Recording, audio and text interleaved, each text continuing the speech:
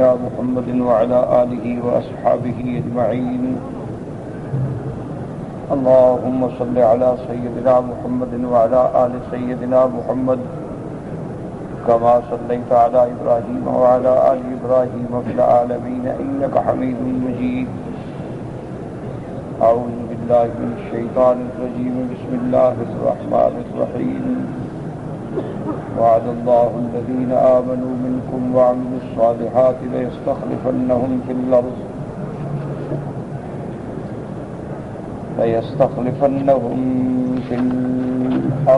كما استخلف الذين من قبلهم وليمكنن لهم دينهم الذي ارتضى لهم وليبدلنهم من بعد خوفهم أمنا يعبدونني لا يشركون بي شيئا ومن كفر بعد ذلك فأولئك هم الفاسقون.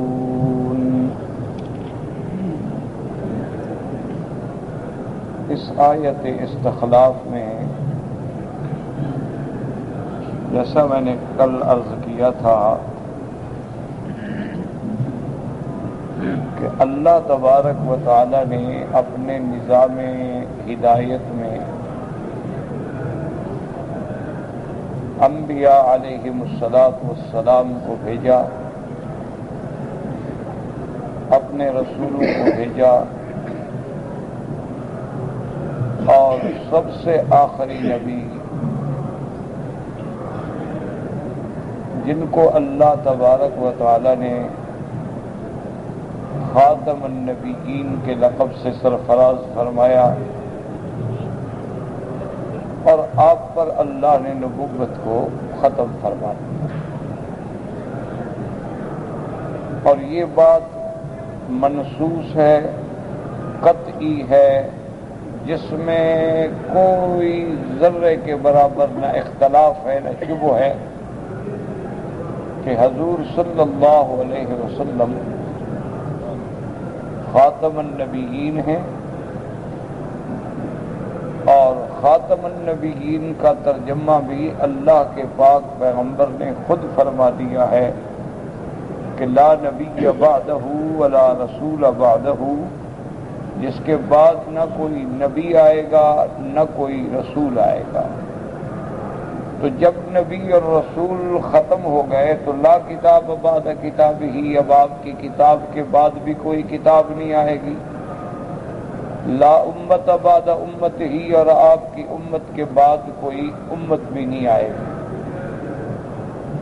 تو یہ ایک ایسا مسئلہ ہے جو اللہ کے قرآن سے، حضور صلی اللہ علیہ وسلم کی احادیث مبارک سے ثابت ہے، اور اس میں کسی قسم کا اختلاف نہیں. ایک بات ختم. اب حضور صلی اللہ علیہ وسلم کے بعد قیامت تک کے لیے یہی دین ہے.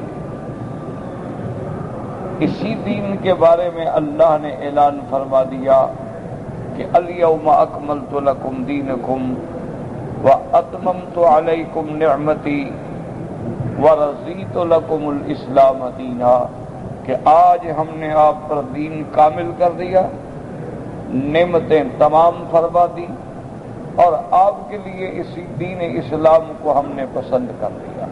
تو اب قیامت تک دین اسلام ہے، نبی محمد الرسول اللہ ہے، کتاب اللہ کا قرآن ہے. اب نہ اس کے بعد کوئی کتاب ہے، نہ ہمارے آقا کے بعد کوئی نبی ہے، نہ دین اسلام کے بعد کوئی دین ہے. اس لیے واضح ہو گیا کہ وَمَن يَبْتَغِ غَيْرَ الْإِسْلَامِ دِينًا، جو اسلام کے سوا اور دین کو ڈھونڈے وہ کبھی کامیاب نہیں ہو سکتا ہے. تو ایک بات یہ اپنے دماغوں میں ایک مقدمہ رکھ لیں تاکہ بات سمجھنے میں آسانی ہو.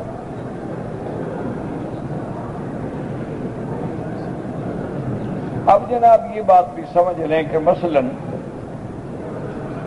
آج اگر یہودیت یہ دعویٰ کرے کہ ہم اللہ کو مانتے ہیں، ہم پیغمبر اسلام سیدنا موسیٰ علیہ السلام کلیم اللہ کی نبوت و رسالت کو مانتے ہیں، ہم اللہ کی بھیجی ہوئی کتاب تورات کو مانتے ہیں، باقی ہے کہ ان میں تبدیلیاں آ گئی، کئی جماعتیں بن گئیں، وہ تو مسلمانوں میں بھی بن گئیں، مسلمانوں میں بھی تو کئی جماعتیں بن گئیں۔ تو اگر وہ یہ دعویٰ کریں کہ بھئی جب ہم خدا کی توحید کے قائل ہیں، موسیٰ علیہ السلام کی نبوت و رسالت کے قائل ہیں، تورات اللہ کی کتاب کے قائل ہیں، تو ہم جہنمی کیوں ہیں؟ تو اس لیے آپ ہمیشہ یہ بات سمجھ لیں کہ بھئی جب سیدنا موسیٰ علیہ السلام کے بعد اللہ نے عیسیٰ علیہ السلام کو بھیجا، سیدنا عیسیٰ علیہ السلام کے بعد سیدنا محمد مصطفیٰ کو صلی اللہ علیہ وسلم، اب اگر موسیٰ علیہ السلام پہ ایمان ہو اور عیسیٰ علیہ السلام پہ نہ ہو تو بندہ مومن نہیں کہلائے، عیسیٰ علیہ السلام پر ایمان ہو اور حضور محمد مصطفیٰ پہ نہ ہو تو وہ بھی مسلمان نہیں کہلائے۔ ایک دوسری بات یہ ہے کہ اللہ نے تمام پیغمبروں سے یہ وعدہ لیا، تمام پیغمبروں سے یہ عہد لیا گیا، اور تمام پیغمبروں نے اپنے اس عہد کے مطابق آنے والی امتوں کو خبردار کیا کہ ہمارے بعد سب سے آخر میں ایک نبی آئیں گے جن کا نام محمد مصطفیٰ صلی اللہ علیہ وسلم۔ تو اگر تم موسیٰ علیہ السلام کو مانتے ہو تو موسیٰ علیہ السلام تو حضور کی نبوت کی خبر دے رہے ہیں، اگر تم تورات کو مانتے ہو تو تورات تو بشارت دے رہی ہے محمد الرسول اللہ کی صلی اللہ علیہ وعلا آلہ واصحابہ وسلم، تو پھر حضور کا انکار کیوں کرتے ہو؟ تو اس کا مطلب یہ ہے کہ تم تورات کو نہیں مانتے، تم موسیٰ علیہ السلام کو نہیں مانتے ہو۔ اگر تمہارا ایمان موسیٰ علیہ السلام پہ ہوتا تو پھر تم حضرت محمد الرسول اللہ صلی اللہ علیہ وسلم پر بھی ایمان لے آتے۔ اب دیکھیں نا، جیسے ہمارا ایمان ہے حضور پاک، اور حضور پاک نے ہمیں فرمایا کہ تمام انبیاء برحق ہیں، جتنے اللہ کے نبی گزرے ہیں برحق ہیں، جتنے اللہ کے رسول گزرے ہیں برحق ہیں، تو ہمارا سب پہ ایمان ہے، لا نفرق بین احد من الرسل۔ ہم تو کبھی نہیں کہتے کہ فلاں نبی پر ہمارا ایمان نہیں ہے، یا فلاں اللہ کی کتاب جو اتاری گئی اس میں ہمارا ایمان نہیں۔ تو اس لیے لازم ہے یہودی کے لیے بھی اور نصرانی کے لیے بھی کہ وہ جب زمانہ ملے محمد الرسول اللہ کا لَتُؤْمِنُنَّ بِهِ وَلَتَنْصُرُنَّهُ، کہ حضور پر ایمان لائے اور حضور صلی اللہ علیہ وسلم کی نصرت فرمائیں۔ تو تم لوگ چونکہ حضور صلی اللہ علیہ وسلم پر ایمان نہیں لے آئے ہو تو اس کا مطلب ہے کہ تم نے انکار کیا ہے حکم خدا بندی کا، تم نے انکار کیا ہے تورات کا، تم نے انکار کیا ہے موسیٰ علیہ السلام کی بشارت کا۔ اسی لیے جب حضرت عبداللہ ابن سلام رضی اللہ تعالی عنہ، جو بہت بڑے عالم تھے، یہود کے بہت بڑے احبار میں سے تھے، اور یعنی ان کو اس دور میں حافظ تورات کا لقب دیا جاتا ہے، یعنی گو آپ کو ساری تورات حفظ نہیں تھی لیکن تورات کا اکثر حصہ چونکہ حفظ تھا اور باقی علماء سے زیادہ تھا تو ان کو حافظ تورات کہا جاتا۔ اللہ نے ان کو اسلام نصیب کر دیا تو انہوں نے حضور صلی اللہ علیہ وسلم کی خدمت میں عرض کیا کہ یا رسول اللہ صلی اللہ علیہ وسلم، میری قوم جو ہے نا یہ بڑی بکار ہے، یہ بڑی عیار ہے، آپ ایسا کریں کہ مجھے تو علیحدہ بٹھا دیں اور میری قوم سے میرے بارے میں پوچھیں کہ وہ کیا کہتے ہیں۔ اللہ نے مجھے ایک بڑا مقام دیا ہے اپنے قوم میں، اپنے مذہب میں، اپنے دین میں۔ تو حضور صلی اللہ علیہ وسلم نے یہودیوں کے اہم لوگوں کو بلایا اور آپ نے پوچھا کیف فیکم عبداللہ ابن سلام، عبداللہ ابن سلام کیسا آدمی ہے بھی تمہارے اندر؟ ہم نے کہا کمال کرتے ہیں، وہ عالمنا، وہ ابن عالمنا، سیدنا، وہ ابن سیدنا، افضلنا، کہ وہ تو ہم سب سے افضل ہے، وہ عالم ہے، عالم کا بیٹا ہے، ہمارا سردار ہے، ہمارے سردار کا بیٹا ہے۔ عبداللہ ابن سلام تو بڑا آدمی۔ حضور صلی اللہ علیہ وسلم نے فرمایا کہ جب تم یہ اعتراف کرتے ہو تو اگر عبداللہ ابن سلام میری نبوت کا اقرار کر لے، میری رسالت کا اقرار کر لے تو کیا تم مان لو گے؟ انہوں نے کہا جی وہ کر ہی نہیں سکتا ہے، آپ کی نبوت کا کیسے، وہ تو خود بہت بڑا عالم ہے۔ تو عبداللہ ابن سلام سامنے آئے اور کہا اشہد ان لا الہ الا اللہ واشہد ان محمد رسول اللہ۔ آپ نے فرمایا کہ لوگوں گواہ ہو جاؤ کہ میں حضور کی رسالت کی گواہی دیتا ہوں۔ تو وہی لوگ فوراً کہنے لگے اچھا اس کی بات کر رہے تھے، ہمارا شرنا و ابن شرنا، یہ تو بہت برا آدمی، یہ تو بالکل نعوذ باللہ ایسا ہے اور ایسا۔ تو عبداللہ ابن سلام نے کہا اسی لیے میں نے کہا تھا کہ یا رسول اللہ آپ ان سے پوچھ لیں کہ یہ ایسی قوم ہے کہ جب ان کو حق کی بات کہی جائے تو یہ فوراً بگڑ جاتے ہیں اور اپنے راستے سے ہٹ جاتے ہیں۔ اسی طرح روایات میں آتا ہے کہ امیر المؤمنین سیدنا عمر رضی اللہ تعالی عنہ نے ایک دفعہ صحابہ کی موجودگی میں حضرت عبداللہ ابن سلام سے پوچھا،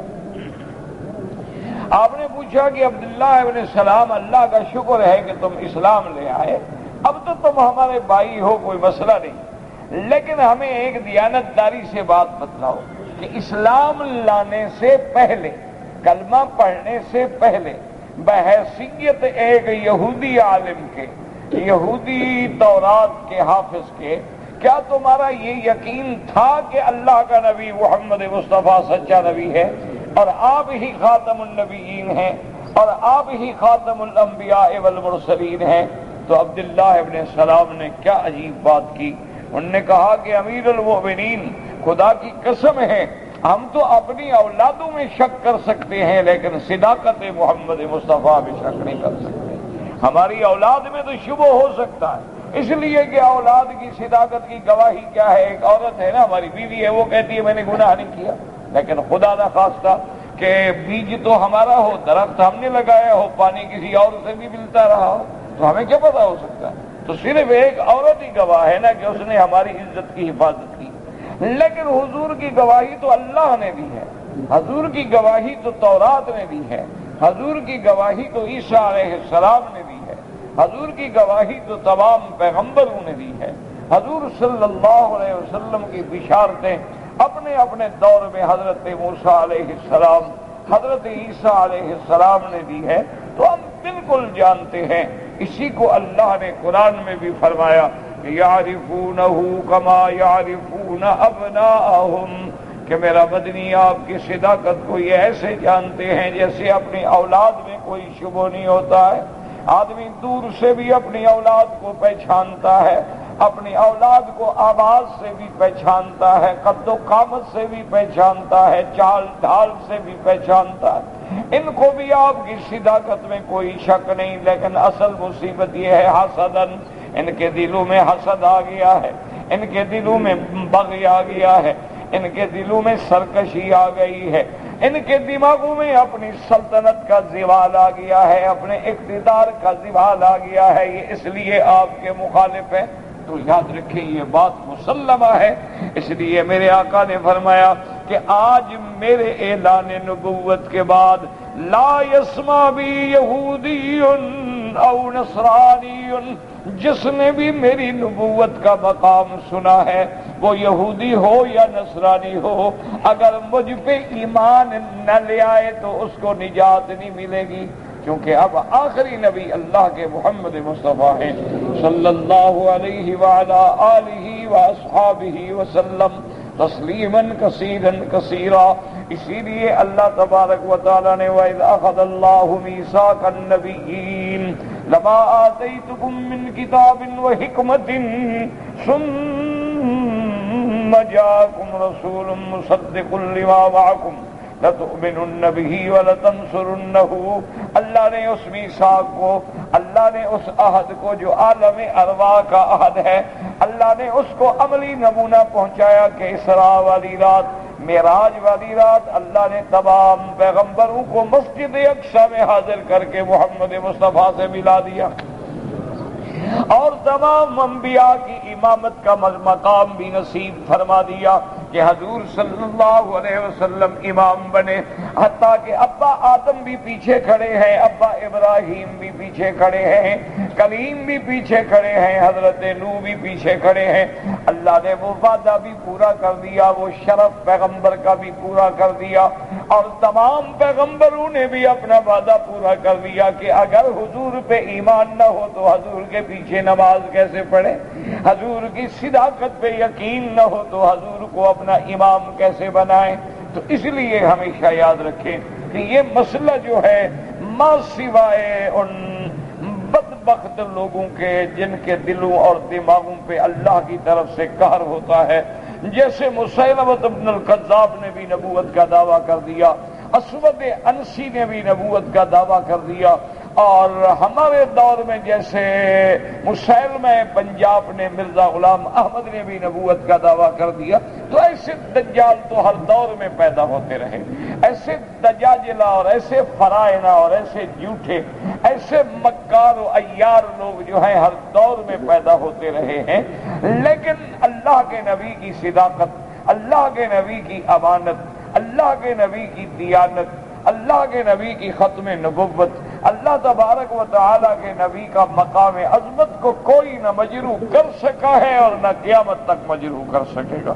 دعویٰ کرنے والے دعویٰ کرتے رہے لیکن خود جھوٹے ہو گئے، دعوے کرنے والوں نے دعویٰ کیا لیکن اپنی قوم نے بھی ان کو ٹھکرا دیا، دعویٰ کرنے والوں نے دعویٰ کیا لیکن ہر آدمی جانتا ہے کہ کہاں عظمت محمد مصطفیٰ اور کہاں یہ غلام احمد، کہاں شان محمد مصطفیٰ اور کہاں یہ انگریز کا بنایا ہوا لگایا ہوا پودا، کہاں حضور صلی اللہ علیہ وسلم کہ جس کو اللہ نے چن لیا، اور کہاں یہ جھوٹا جس کو انگریزوں نے چن لیا، کہاں وہ اللہ کا بھیجا ہوا اور کہاں یہ انگریزوں کا بھیجا ہوا، کہاں وہ اللہ تبارک و تعالیٰ کی طرف سے اللہ نے جن کو چن لیا اور جن پہ جبریل علیہ السلام آتے رہے، اور کہاں یہ جس کی وحی بھی انگریزی تھی اور جس کا فرشتہ بھی انگریزی تھا۔ یعنی ہر آدمی جانتا تھا کہ جھوٹ ہے، لیکن وجہ کیا ہے کہ اقوام عالم نے، کفر کی طاقتوں نے ان کو مادی قوتوں سے ایسا لیس کر دیا ہے کہ ہر غریب اپنی ضرورت کے لیے جاتا ہے۔ ایک آدمی بھوکا مر رہا وہ تو نہیں پوچھتا یہ مسجد ہے یا مندر ہے یا گرجا ہے، وہ کہتا ہے یار پانی تو ملے، کھانا تو ملے، کہیں سے ملے۔ وہ تو غریب نہیں پوچھتے، وہ تو مر رہا ہے۔ ایک بیمار ہے، اس کو علاج کی ضرورت ہے، آپ مسلمان اس کو علاج نہیں دے رہے ہیں، کہاں جائے گا؟ وہ تو نہیں پوچھے گا بھی یہ ہسپتال ہے، یہ مشنری کی ہے، یہ عیسائیوں کی ہے، یہ یہودیوں کی ہے، یہ NGOs کی ہے، اور یہاں کیا ہوگا کیا نہیں ہوگا۔ وہ کہتا میں مر رہا ہوں بھائی، مجھے تو دوائی چاہیے، انجیکشن چاہیے، علاج چاہیے، مجھے نہیں پتا یہ دینے والا مسلمان ہے کہ کافر ہے۔ اس لیے کافروں نے ہر دور میں ایسا جال پھیلایا کہ یہی مرزے کا جال دیکھ رہے، اسی لیے اس کو انہوں نے خود دعوی نبوت کے لیے ابھارا، اور اس کے ساتھ لوگوں کو ملانے کے لیے کیا تھا کہ جس کی وہ سفارش کر دے نوکری دے دو، جس کی وہ سفارش کر دے اس کو کالجوں میں داخلہ دے دو، جس کی وہ سفارش کر دے اس کو اسکالرشپ پر جناب پڑھنے کے لیے دوسرے ملکوں میں بلا لو۔ اس طرح اس کے معتقدین اکٹھے کیے، ورنہ وہ معتقدین بھی جانتے ہیں کہ خود شیطان ہے۔ وہ جو اس کے معتقدین ہیں، کئی لوگ ایسے ہیں جنہوں نے قادیانی رہنے کے بعد اللہ نے ان کو اسلام نصیب کیا، اور انہوں نے کتابیں لکھی ہیں، احوال لکھے ہیں اس کے اندر کے کہ آدمی اگر پڑھے نا جی، یقین کریں میں اللہ کے کعبے میں بیٹھا ہوں، اور یعنی وہ کتاب پڑھتے ہوئے اتنی گھن آتی ہے، اتنی شرم آتی ہے کہ کیا یہ بندہ انسان بھی ہے؟ نبی ہونا تو بڑی بات ہے۔ یعنی آپ دیکھیں نا جی، اولاد جتنی بری ہو اولاد ہوتی ہے نا، اس کا اپنا بیٹا لکھتا ہے کہ ابا جان کبھی کبھی وائن ٹانک پی لیتے تھے، یعنی شراب پی لیتے تھے کبھی کبھی۔ یہ بیٹا گواہی دے رہا ہے، جو شراب پیتا ہو وہ بھی نبی ہوتا ہے۔ جس نے اپنی کتابوں میں خود لکھا ہو کہ میں نے انگریزوں کے استقرار کے لیے، استحکام کے لیے اور ان کے اس ملک میں ذل ہما کو قائم رکھنے کے لیے سینکڑوں کتابیں لکھی ہیں۔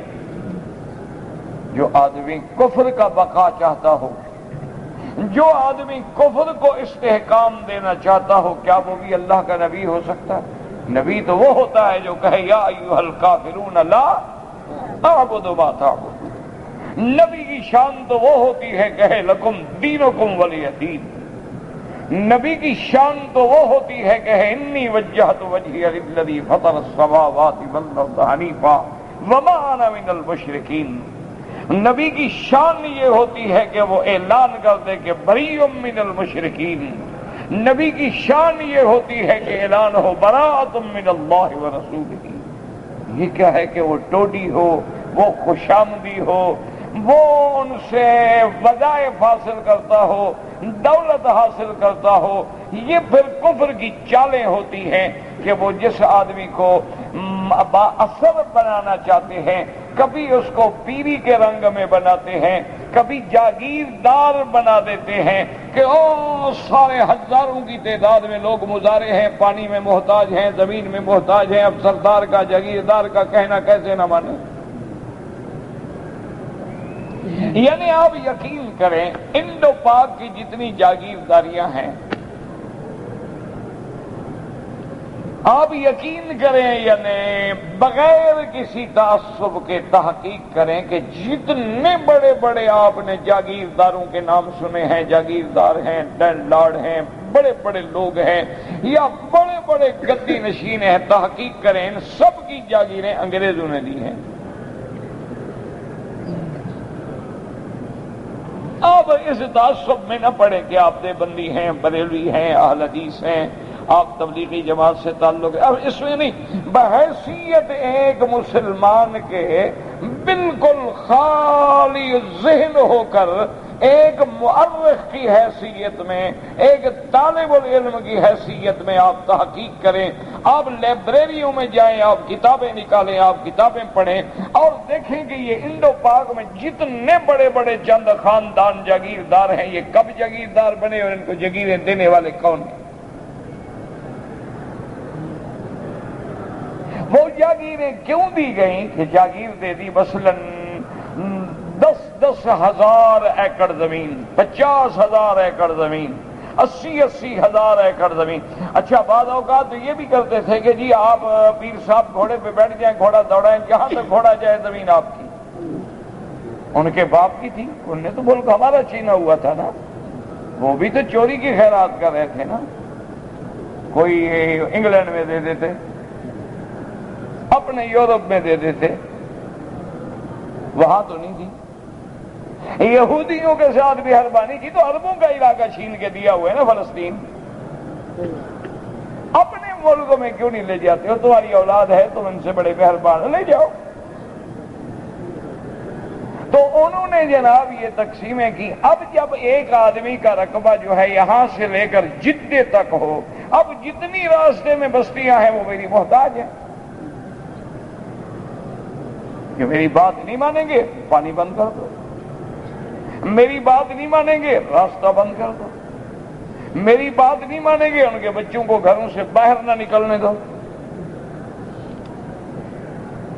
اسی لیے پھر ان ٹوڈیوں نے، جاگیرداروں نے فوج بھرتی کر کے انگریزوں کی مدد کی اور اللہ کے کعبے پہ گولیاں چلوائیں۔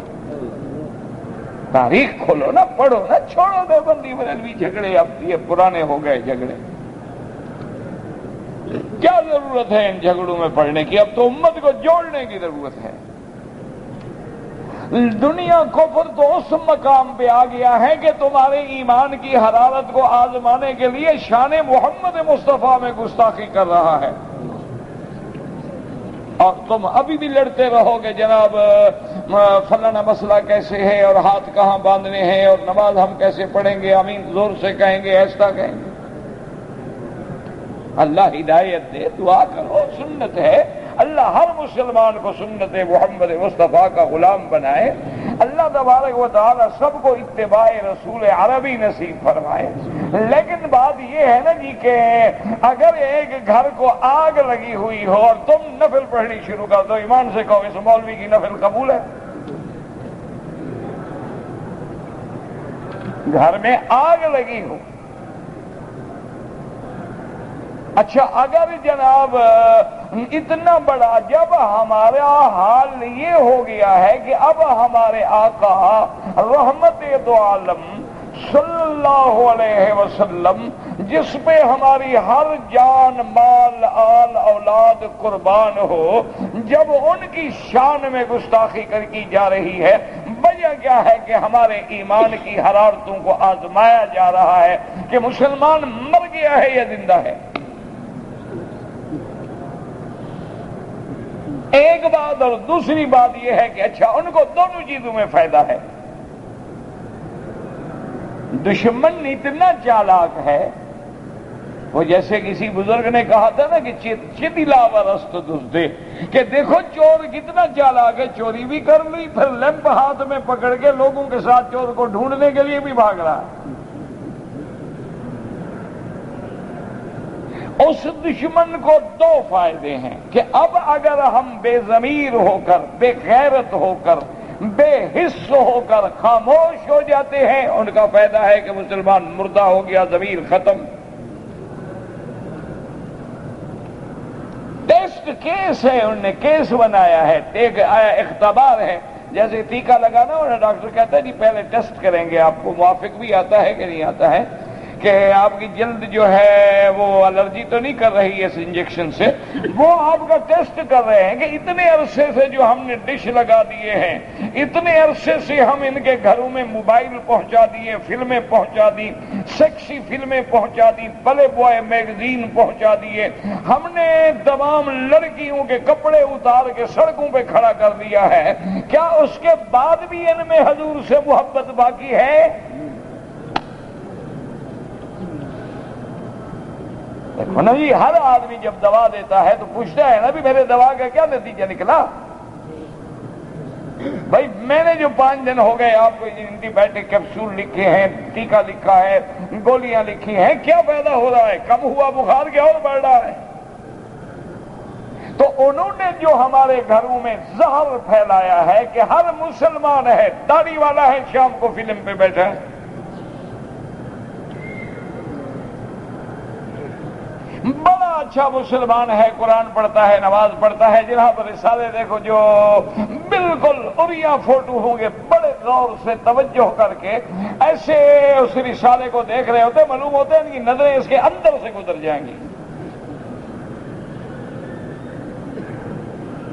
یہ فلم نہیں دیکھتے، ان کی ایکس رے بھی کر رہے ہوتے ہیں کہ اس کے اندر کیا ہوگا۔ اس کے بعد وہ دیکھ رہے ہیں کہ جناب اب دیکھیں کہ یہ قوم جو ہے کتنی، اسی لیے لکھا ہے نا جی کہ جب ہند فتح ہو گیا تو فاتح بادشاہ نے یہ کیا، اس نے حکم دیا کہ مفتوح بادشاہ کی جو شہزادیاں ہیں اور ان کی جو بیٹیاں ہیں اور ان کی جو خاص کنیزیں ہیں آج میری دربار میں آ کے رقص کریں۔ اب فاتح ہے، جو مرضی ہے کریں۔ اور اس نے کیا کیا کہ اپنی تلوار جو تھی نا، بالکل تلوار کو کیس سے نکال کے سامنے رکھ دیا اور ٹیک لگا کے بیٹھ گیا۔ وہ تو مجبور تھے بیچارے، قیدی بن کے ایک سامنے کھڑے ہیں، زنجیریں پہن کے کھڑے ہیں، ان کو تو ناچنا پڑے گا۔ وہ لڑکیاں بیچاری مجبور ہو کے، شہزادیاں بھی آئیں، سب آئیں، اور وہ آہستہ آہستہ کبھی ایسے سو جائے، کبھی نیند کر لے، کبھی پھر اٹھ کے بیٹھ جائے، اور 1-2 گھنٹے کی مجلس کے بعد اس نے کہا بس ٹھیک ہے، سب بھاگ جاؤ، میں نے دیکھ لیا ہے کہ غیرت نام ہے جس کا گئی تیمور کے گھر سے۔ میں یہی دیکھنا چاہتا تھا کہ ان میں غیرت اور حیا باقی ہے یا نکل گیا ہے؟ ان میں تو کوئی غیرت باقی نہیں، غیرت ہوتی تلوار اٹھا کے مجھ پہ حملہ کر دیتے، اسی لیے تو میں نے تلوار آگے رکھ دی تھی۔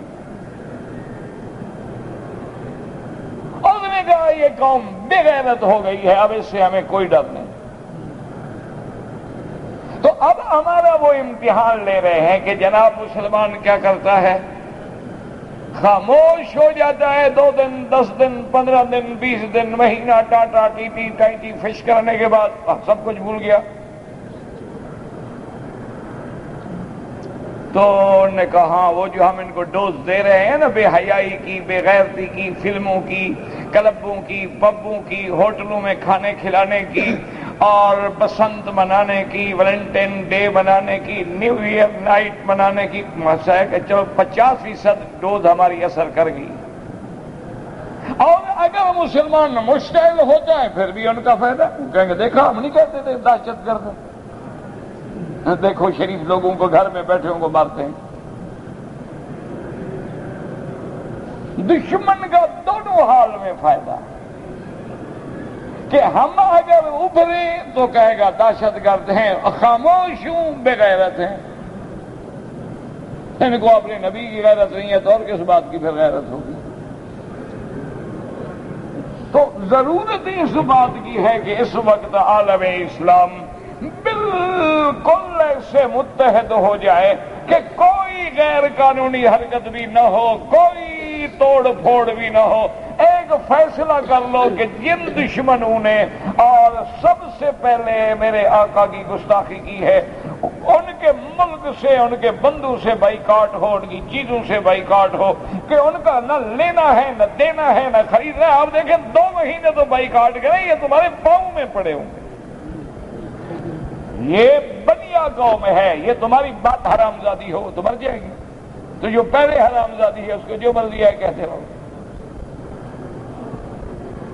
ایک باپ پردہ عورت کو تم کہو کہ کپڑا ہٹاؤ تو مر جائے گی. جس نے پہلے ہی اتارے ہوئے ان کا آپ کیا اتار لیں گے؟ ان پر تو پہلے حیا ہے ہی نہیں، کیا کرو گے؟ کپڑا ہے ہی نہیں، کیا کرو گے؟ زنا آرٹ ہے، ان کے لیے کیا برائی ہے جناب؟ ان کو ایک ہی مار ملتی ہے کہ ان کا کاروبار بند ہو جائے، اقتصادی طور پہ وہ مر جائیں، مالی طور پہ وہ مر جائیں. اب ان کی کمپنیاں چیخنے لگ گئی ہیں کہ جناب یہ تو چند ہفتوں میں ہمارا 100 ملین ڈالر کا نقصان ہو گیا ہے. بس صرف مسلمان اتنا ہی منظم ہو جائے تو کسی کو جرت نہیں ہوگی انشاءاللہ کہ سرکار دو عالم یا کسی بھی پیغمبر کی شان. اور یاد رکھو خطیب اپنی خطابت کے ذریعے اظہار محبت کرے، اہل قلم کے ذریعے محمد مصطفیٰ کے ساتھ محبت کا اظہار کرے، مقرر تقریر کے ساتھ اظہار کرے. اگر آپ وہ کلا برادری کے لوگ ہیں تو آپ قانون کی جتنی بڑی عدالتیں ہیں سب میں ان کو گھسیٹیں اور چیلنج کریں. ہر آدمی اپنے اپنے انداز میں اظہار محبت کرے، ہر آدمی اپنے اپنے انداز میں رحمت دو عالم پہ قربانی دے، ہر آدمی اپنے اپنے انداز کے اندر حضور صلی اللہ علیہ وسلم سے اپنی محبت کو ایسے واضح کر دے کہ کفر کو پتہ لگ جائے کہ آج بھی مسلمان اپنی جان، مال، آل، اولاد سب قربان کرنے کے لیے تیار ہیں، لیکن حضور کی شان میں گستاخی سننے کے لیے تیار نہیں.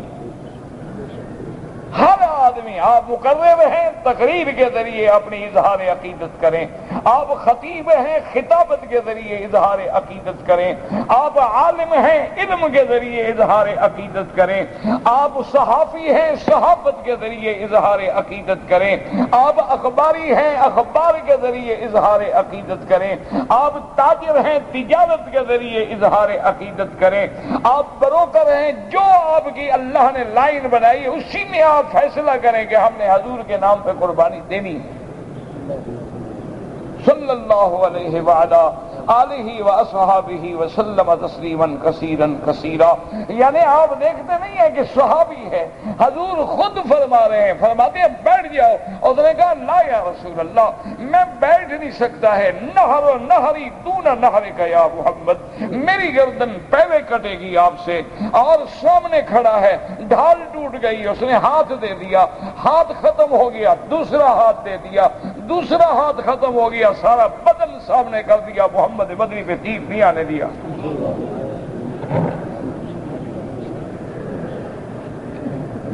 صلی اللہ علیہ وسلم. جب صحابہ کہتے ہیں ہم نے اس کی لاش دیکھی تو سارے بدن پہ کوئی جگہ خالی نہیں تھی جہاں تیر نہ لگا ہو، اور سارے صحابہ نے کہا ربح البیع، آج تو ساری بازی تو لے گیا ہے، آج تو ساری شان تو لے گیا ہے، اور آج ساری عظمتیں تو لے گیا ہے. اور نے کہا یا رسول اللہ یعنی آپ دیکھیں جنگ بدر ہے، رحمت دو عالم محبوب دو عالم سیدنا محمد مصطفیٰ صلی اللہ علیہ وسلم پریشان بیٹھے ہیں کہ اتفاق سے جنگ بن گئی، جنگ کا تو ارادہ ہی نہیں، حضور صلی اللہ علیہ وسلم بدر میں جنگ کرنے تو آئے ہی نہیں، یہ تو اللہ کا فیصلہ تھا، ٹکراؤ ہو گیا، اور ٹکراؤ بھی ایسا ہو گیا کہ سامنے ابھی جہل 1000 لشکر لے کے کھڑا ہے۔ حضور صلی اللہ علیہ وسلم کو فکر ہے کہ مدینے والوں نے تو بیچاروں نے تو کبھی جنگ لڑی ہی نہیں، کیونکہ مدینے کے لوگ جو تھے، انصار جو تھے، وہ تو بیچارے باغبان لوگ تھے، کاشتکار لوگ تھے۔ جیسے ہمارے ہاں آپ نے دیکھا نا کہ بعض قومیں جو ہیں وہ زراعت پیشہ قومیں ہوتی ہیں، ذمہ داری اور کاشتکاری اور زمینیں اور محنت، اور بعض ہماری جو بے وقوف قومیں ہیں وہ صرف لڑنا بھڑنا جانتی ہے اور کچھ جانتی نہیں۔ ان کو زراعت کا کیا پتہ ہے، وہ تو ایک بات جانتے ہیں، لڑنا ہے کہیں، ٹھیک ہے حاضر، چلو ہم ساتھ۔ ان کو آتا کچھ نہیں، بھوکے رہیں گے، بس لڑتے رہیں گے۔ گھر میں روٹی نہیں ہوگی، او ترا اتنا بڑا ہوگا کھانا رہا ہے، روٹی شوٹی کا فکر نہیں ہے اس کو، کہتا ہے روٹی کا یار کوئی مانگ کے کھا لوں گا، کبھی چھین کے کھا لوں گا، کیا ہے؟ تو یہ قدرتی بات ہے۔ مدینے والے جو تھے ان کے باغات تھے، وہ زمینیں اور کاشت اور باغ اور کھجوریں۔ حضور نے کہا ان نے تو کبھی بیچاروں نے جنگ دیکھی نہیں، لڑے ہی نہیں، اور جس آدمی نے کبھی جنگ نہ دیکھی ہو، لڑا نہ ہو، تو ایک آدمی کا خون بہے بھاگ جاتا ہے۔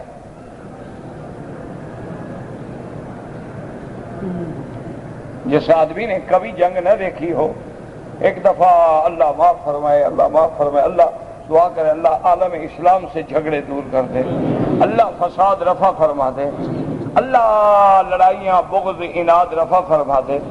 ایک دفعہ ہمارے اپنے علاقے میں بہت پرانی بات ہے، ایک طرف وہ بلوچ قبیلے کے لوگ تھے اور دوسری طرف متفرق قومیں تھیں۔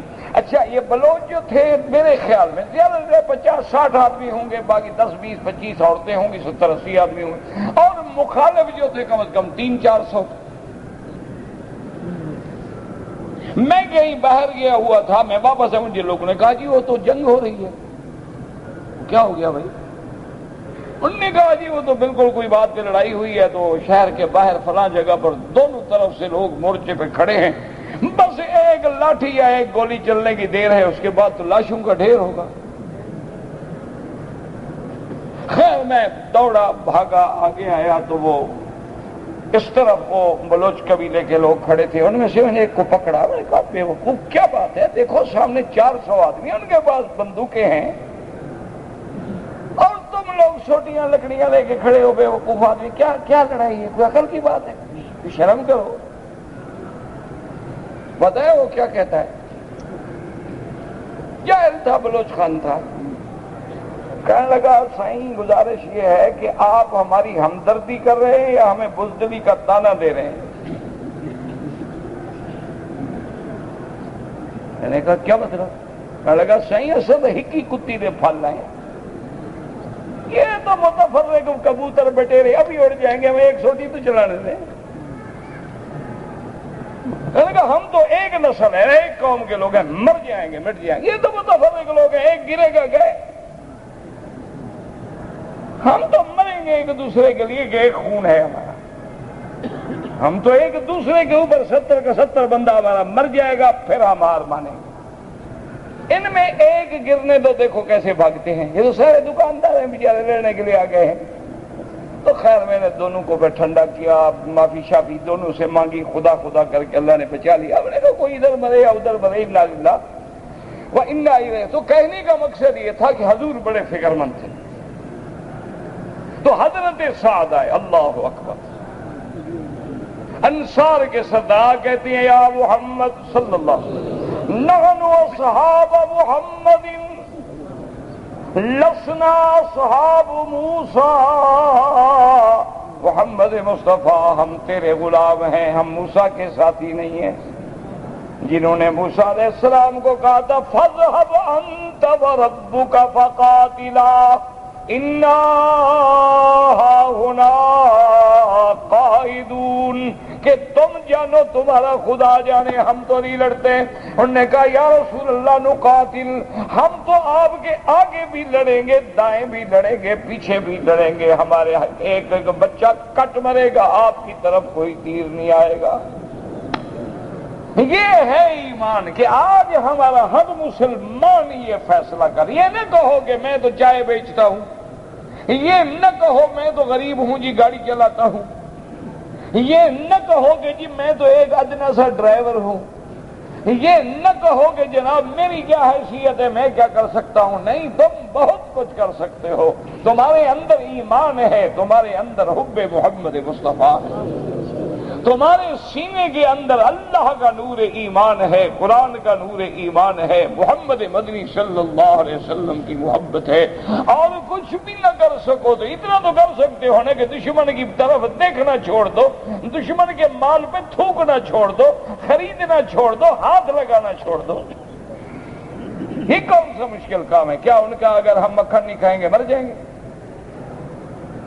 اگر ان کے ہم ڈیری مصنوعات استعمال نہیں کریں گے تو مر جائیں گے؟ اگر ان کا بنا ہوا ٹیکا نہیں لگائیں گے تو ہماری جان نکل جائے گی. آخر ایسے ملک بھی تو ہیں نا جہاں ان کی کوئی چیز بھی نہیں جاتی، وہ بھی تو زندہ ہیں. اس لیے ہمیشہ یاد رکھیں کہ یہ تو ایک متفق علیہ بات ہے، منصوص بات ہے، فیصلہ کن بات ہے کہ اب دین اسلام ہے اور قیامت تک نبوت جو ہے وہ میرے مدنی محمد مصطفیٰ کی ہے، اور کتاب جو ہے وہ اللہ کا قرآن ہے. اب قرآن کے بعد کتاب کوئی نہیں، میرے محبوب کے بعد نبی کوئی نہیں، رسول کوئی نہیں، اور حضور کی امت کے بعد امت کوئی نہیں. اب اللہ نے فیصلہ کر دیا ہے کہ آپ آخری نبی ہیں اور آپ کے بعد اب قیامت آئے گی. بعثت انا والساعة كهاتين. رحمت دو عالم نے ارشاد فرمایا کہ میں اور قیامت ایسے ہیں جیسے یہ انگلیاں ملی ہوئی ہیں. کیونکہ جب آخری پیغمبر آ گیا، آخری پیغام آ گیا، آخری دین آ گیا، اب دین کوئی نہیں، پیغمبر کوئی نہیں، نبی کوئی نہیں، تو معلوم یہ ہے کہ عالم کے فنا کا زمانہ آ گیا کہ جب فصل پک جاتی ہے تو کٹ جاتی ہے. اب یہ فصل جو تھی کی یہ بھی اپنی انتہا پہ پہنچ گئی ہے. اب اس کا آخری دور آنے والا ہے کہ جب یہ عالم کا عالم فنا ہو جائے گا. اس لیے آپ دیکھیں ہر جگہ فتنے ہیں، ہر جگہ حوادث ہیں، ہر جگہ زلازل ہیں، ہر جگہ پہاڑ اپنی اپنی جگہ سے ہل رہے ہیں. کبھی آپ نے دیکھا تھا کہ پہاڑ چلا جائے؟ اسی لیے اب دیکھیں کہ قرآن کیسے سچا ہو رہا ہے. یوم تمور السماء مورا وتصیر الجبال سیرا. اللہ نے فرمایا کہ جس دن آسمان ایسے پھریں گے اور جس دن ہم پہاڑوں کو بھی چلا دیں گے. وتصیر الجبال سیرا. اور دیکھیں جی کہیں اللہ تبارک و تعالیٰ کی شان دیکھیں کہ کہیں پانی جو ہے وہ زمینوں کے نیچے چلا گیا ہے. اللہ نے فرمایا تھا قل ارأیتم ان اصبح ماؤکم غورا فمن یأتیکم بماء معین. اللہ نے فرمایا لوگوں دیکھو اگر تم اس حال میں صبح کرو کہ تمہارے پانی نیچے چلے جائے، کون ہے جو تم کو پھر پانی دے؟ اس لیے اللہ فرماتے ہیں آمنتم من فی السماء ان یخسف بکم الارض. اللہ فرماتے ہیں کیا تم ایسے بے غم ہو گئے ہو فلموں میں، گانوں میں، بجانے میں، کھانے میں، حرام میں، لذت میں، دولت میں، کہ تم بھول گئے کہ اللہ اگر چاہے تو تمہیں زمین میں ایسے غرق کر دے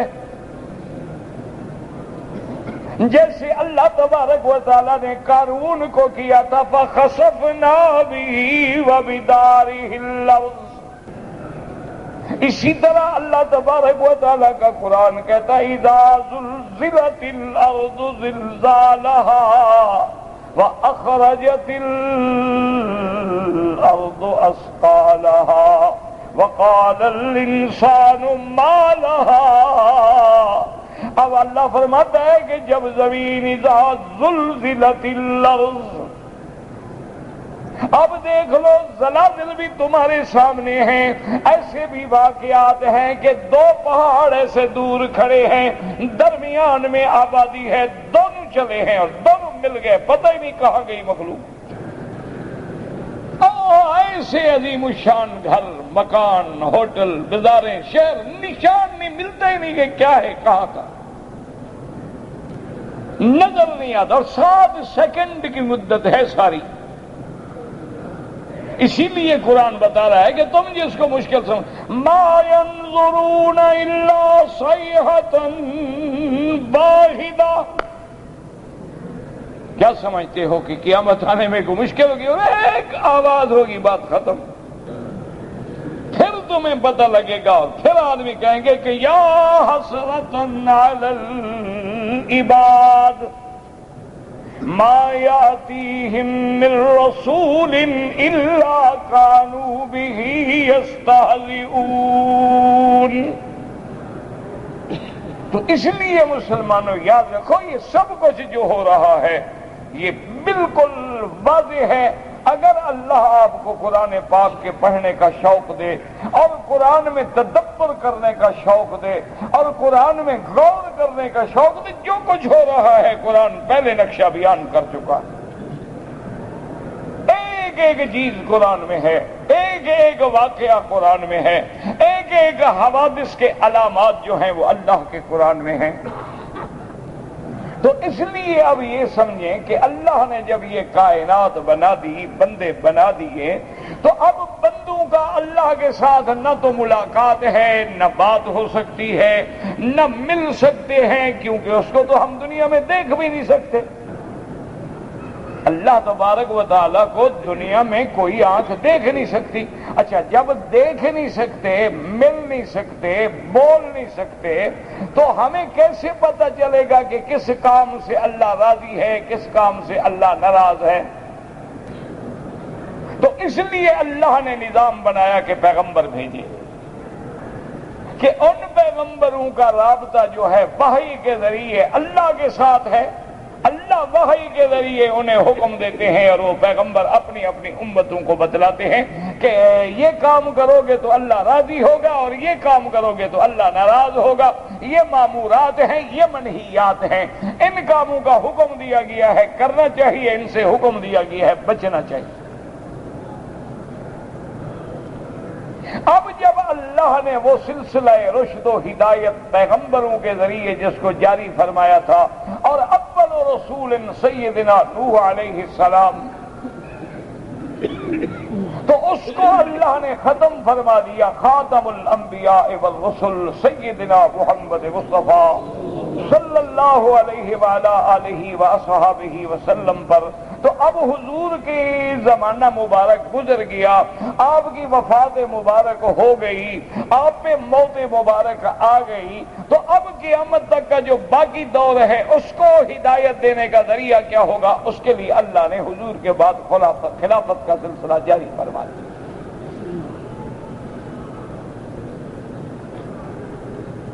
لیکن اس میں بھی جیسے میں نے عرض کیا تھا، آپ کو اللہ کرے یاد ہو کہ ہمارے ہاں خلافت منصوص نہیں ہوتی، یعنی قرآن میں حکم نہیں ہوگا کہ یہ خلیفہ ہوگا، اشارے ہوں گے۔ تو یہ آیت استخلاف جو ہے علماء اہل سنت والجماعت نے لکھا ہے کہ خلفائے راشدین کی خلافت پر، ان کے رشد و ہدایت پر، ان کی صداقت پر سب سے بڑی دلیل اللہ کے قرآن میں اگر ہے تو یہ آیت استخلاف ہے۔ اللہ آپ کو اور مجھے اس کے پڑھنے اور سمجھنے کی توفیق دے، اور اللہ ہمیں رحمت دو عالم کی محبت نصیب فرمائے، اور اللہ تبارک و تعالیٰ سے کچھ بھی نہیں کر سکتے ہو نا یار، اتنی دعا تو کیا کرو کہ یا اللہ ہم عاجز ہیں، ہم بے بس ہیں، ہم کمزور ہیں، ہم بے سہارا ہیں، ہم بے آسرا ہیں۔ جن بدبختوں نے یہ سازش بنائی ہے، یہ سازش گھڑی ہے، یا ہمارے آقا کی شان میں گستاخی کی ہے، کارٹون بنائے ہیں، میرا اللہ آپ تو قادر ہیں، بندوں کی بھی ضرورت نہیں، آپ تو ان پہ کوئی جنگل کا کتا بھی مسلط کر سکتے ہیں۔ آپ کے آگے کیا ہے؟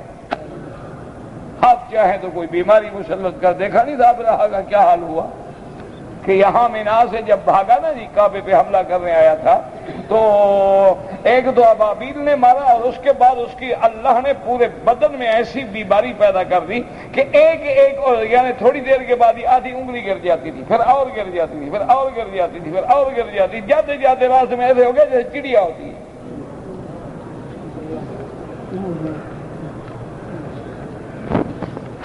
بھی قریب ہے، ہمیں دکھائے گا۔ ان موعدہم الصبح الیس الصبح بقریب۔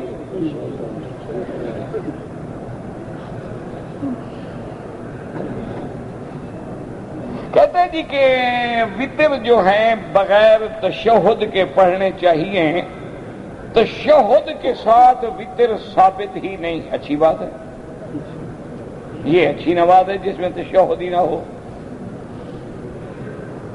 او اللہ کے بندے، جو حضرات ایک رکعت پڑھتے ہیں ٹھنڈے دل سے، میں نے کئی دفعہ کہا ہے خدا کے لیے اب یہ جھگڑے چھوڑو، یہ فروعی مسائل ہیں، کوئی اصول کا مسئلہ ہی نہیں۔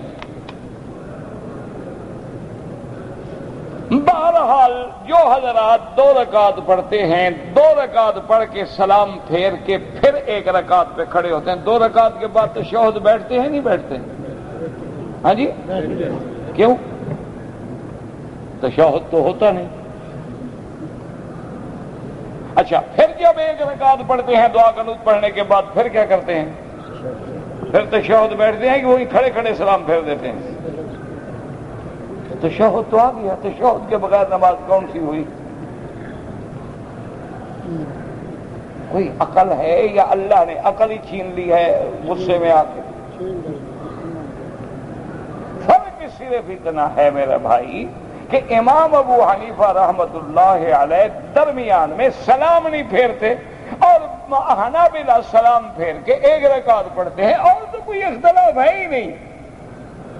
قنوت وہ بھی پڑھتے ہیں، قنوت وہ بھی پڑھتے ہیں، 2 رکعتیں وہ بھی ملاتے ہیں، 1 2 وہ ملا کے پھر کیا ہو گیا؟ 3 ہو گئی۔ صرف درمیان میں انہوں نے سلام پھیر دیا، امام ابو حنیفہ سلام نہیں پھیرتے، بس۔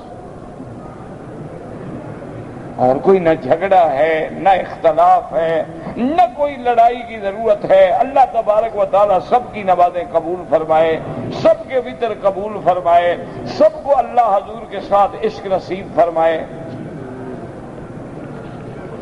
بیٹھے بیٹھے پتہ نہیں ان کو کیا خیال آ جاتا ہے کہ نیا مسئلہ بنا دیتے ہیں۔ حضرت آدم علیہ السلام کو جب اللہ نے بنایا تھا تو وہ مٹی کہاں سے لیا تھا؟ میرے گھر سے تو نہیں لیا۔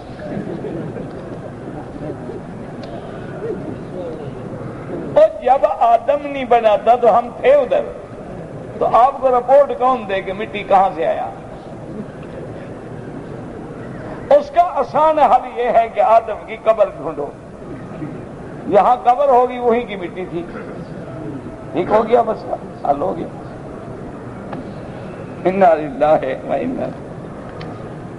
حضور کی کتنی بیٹیاں تھیں؟ 4 بیٹیاں تھیں میرے آقا کی، سیدہ زینب، سیدہ فاطمہ الزہرا، سیدہ رقیہ، سیدہ ام کلثوم۔ حضور کی یہ 4 بیٹیاں۔ نہ ہم نے بھی کبھی پوچھا ہے کہ تمہاری کتنی بیٹیاں ہیں، تمہیں حضور کی بیٹیوں سے کیا ناراضگی ہے؟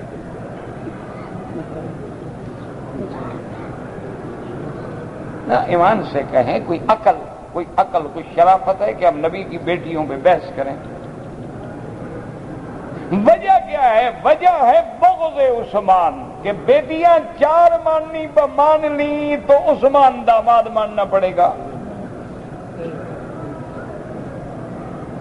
حضور کی بیٹیوں سے جھگڑا نہیں ہے۔ جیسے آپ کو ہمیشہ کہیں کہ بی بی فاطمہ حضرت علی کی اولاد کون ہے؟ حضرت حسن اور حضرت، کبھی یہ بھی بتایا کہ ان کی بہن بھی تھی ام کلثوم؟ بتایا کیوں بتائیں تو حضرت عمر کو داماد ماننا پڑتا ہے،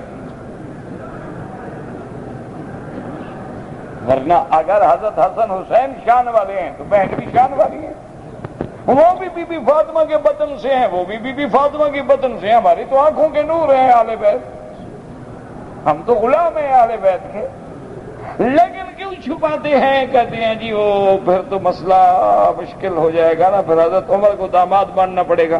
اچھا اپنی کتابوں میں کہیں کہ پھنس بھی جائیں تو کہتے ہیں کہ حضرت علی نے ڈر کے مارے رشتہ حضرت عمر کو دے دیا تھا، لیکن اپنی بیٹی نہیں دی تھی، ایک جنی عورت تھی اس کی شکل بیٹی کی بنا کے دے دی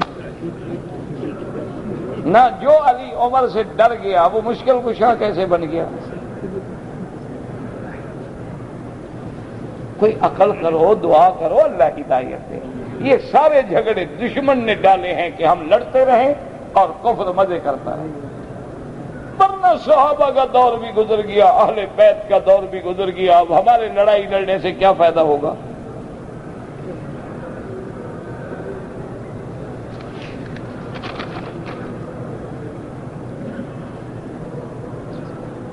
اگر ایک آدمی مدینہ منورہ سے آیا اور احرام نہیں باندھا، دیکھیں میرا بھائی، اگر اس کی نیت عمرہ تھا یا حج تھا، احرام نہیں باندھا تو بالاتفاق دم ہے۔ اگر اس کی نیت عمرہ وغیرہ نہیں تھی بلکہ کاروبار یا ملنے ملانے کے لیے آ رہا تھا تو امام ابو حنیفہ رحمۃ اللہ علیہ فرماتے ہیں کہ عمرہ بھی کرے اور دم بھی دے، باقی ائمہ فرماتے ہیں کوئی دم نہیں۔ عمرے کی حالت میں نماز پڑھنی ہی سر ننگے سے ہے، سر پہ کپڑا نہیں ڈالنا ہے۔ عمرے کی حالت میں نماز ہو یا غیر نماز، سر پہ کپڑا نہ ڈالیں۔ آدمی ہیں، ایک مرد ہے اور ایک عورت ہے، تو جماعت سے نماز پڑھ سکتے ہیں؟ بالکل پڑھ سکتے ہیں، کیوں نہیں پڑھ سکتے؟ عورت پیچھے کھڑی ہو جائے جماعت کر لیں، لیکن عورت اپنی ہو، لوگوں کی نہ ہو۔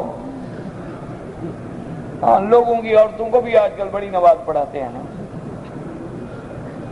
ان سے بچا کرو۔ یہ جو لوگوں کی عورتوں کو نمازیں پڑھاتے ہیں یا قرآن پڑھاتے ہیں قاری یا مولوی، کبھی نہ آنے دیا کرو گھر میں۔ عورتوں کو پڑھانا ہے، بچیوں کو تو عورتوں سے پڑھاؤ۔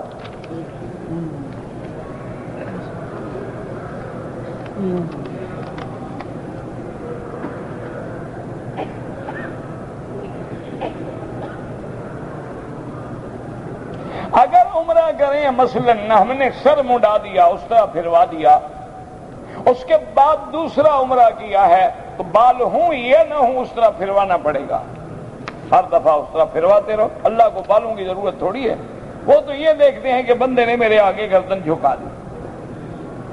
ایک گنجا ہو تب بھی اس طرح پھروانا پڑے گا۔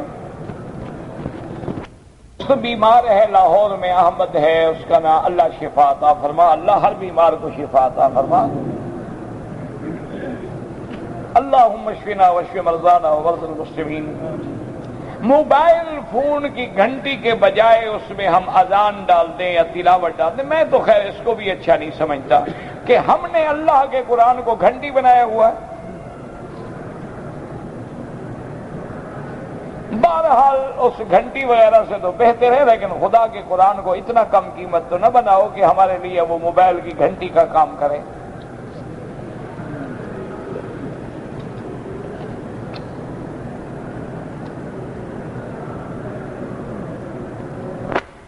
یا مرد نے عمرے کی منت مانی ہے تو وہ اپنی منت خود پوری کرے، دوسرے کیوں کریں؟ حضرت موسیٰ علیہ السلام کو جب اللہ نے نجات دی تو پھر کہاں گئے؟ اس کے بعد میدان تیہ میں رہے اور پھر اس کے بعد بنو اسرائیل مصر میں گئے۔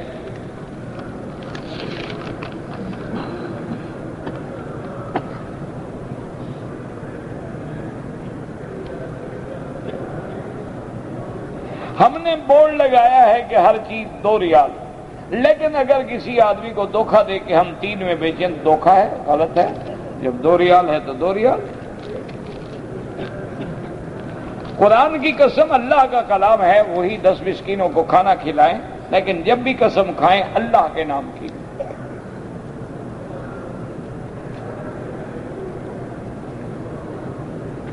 پتہ نہیں آپ نے تو 500 آیت لکھ دی ہے، مجھے کیا پتا آپ کیا کہتے ہیں۔ کوئی سمجھ نہیں آئی کیا ہے. ما ننسخ قالت الیہود ولا هم یحزنون قل ان کانت لکم الدار الاخرہ واتبعوا ما تتلو الشیاطین. پتہ نہیں کیا بتایا. ربنا تقبل منا انك انت السميع العليم. اللهم فرج هم المهمومين نفس كرب المكروبين واقض الدين عن المدينين واشفنا واشف مرضانا ومرضى المسلمين.